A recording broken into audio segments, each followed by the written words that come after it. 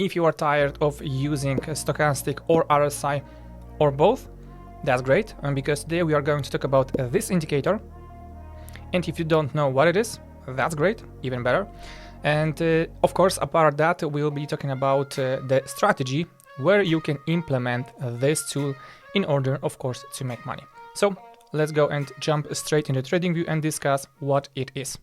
And so we are inside the TradingView platform. So let's go to the indicators tab, search wave trend, but not any first wave trend. We are looking for the wave trend 3D by the author J. Doherty. Hit that, and right here we have the window with the indicator. So briefly, it has the zero line. As you can see, it has those red fields and the green fields and some dots. Dots are basically the signals in which will be showing us when to enter a position, and the green and red line, of course, dictates for us the moments on the markets. Second thing is that those signals are basically generated by the implemented algorithm that is inside this indicator. And the size of the dots depends on how many times this algorithm was triggered in this time period that it analyzes. So basically, if we have small dot, that means that there were less times that the algorithm was triggered. When we have a big dot, that means there were more signals indicating that this is a good spot to enter into the position. And of course, we will not be using this indicator on its own. Let's add the second ingredient to our strategy. Go to indicators, and this ingredient is Bollinger Bands. And we have two ingredients of the strategy on our chart. We will not be changing any settings of the both indicators, either wave trend, either Bollinger Bands. We are using default settings. So yeah, let's dive into the strategy itself.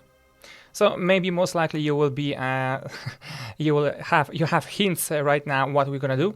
So yeah, let's discuss them. In terms of the long trade example, we are looking for the moments when the Bollinger Band, when the price is exiting the Bollinger Band. So the moments like this, when we are getting outside, maybe let's zoom in, when we are getting outside of the bands themselves.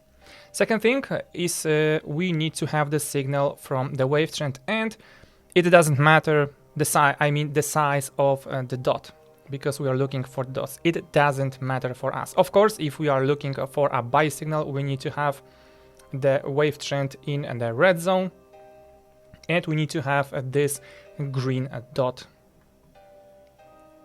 generated. I don't know if it is visible. I think it is, but either way,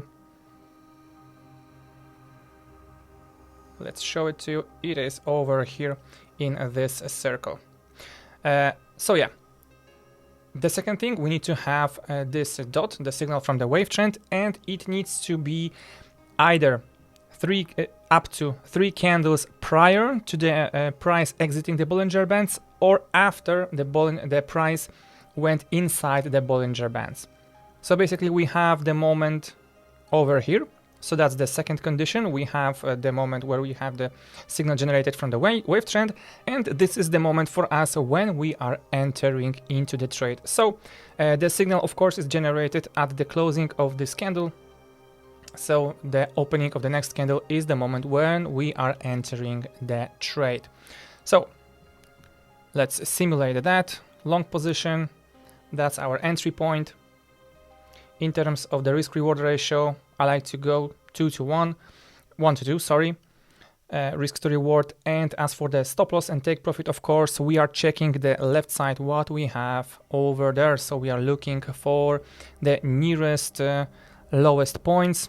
This time we are lower than here, so we are looking at those moments. I think we can refer to this notch over here from this candle. And again, as I told you before, 2 to 1, a risk reward.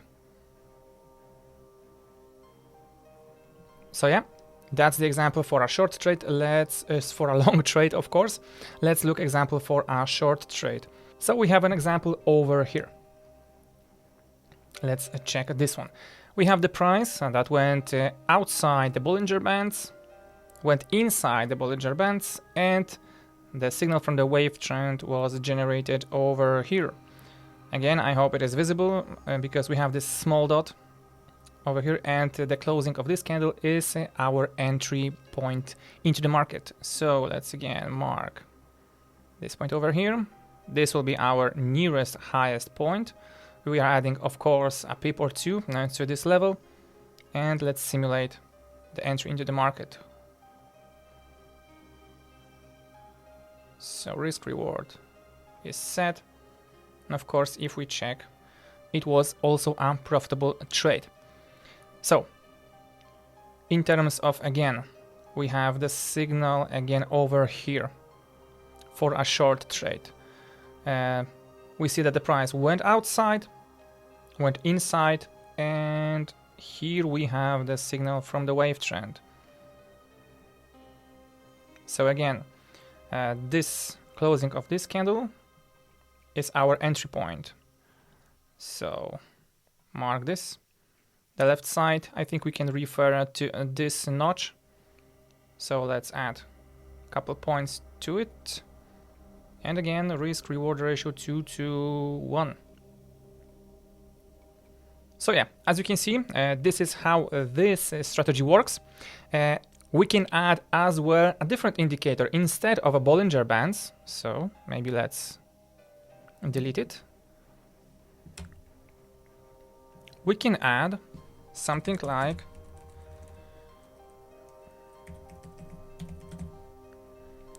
order blocks, but from order blocks with the signals from the user Sonar Lab. And again, this is the indicator that signal for us a potential supply and demand zones. And how we are analyzing it, of course, we are checking when the price comes back and retests the supply or demand zone. In this situation, we have a supply zone.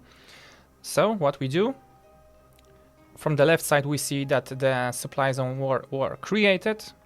Here, right here, we are retesting it. And right here, as you can see, we have the signal from the wave trend. So again, this would be also a signal for us to enter into the market using this indicator. Of course, those signals will be less frequent because the retest of a potential supply and demand zone doesn't appear as quite often as the moments where price is exiting the Bollinger Bands range. So yeah, that will be all, guys, for this video. Hope you like it, hope you learned something, test it, and of course, if you have some results, you can comment them down below. Thank you and goodbye.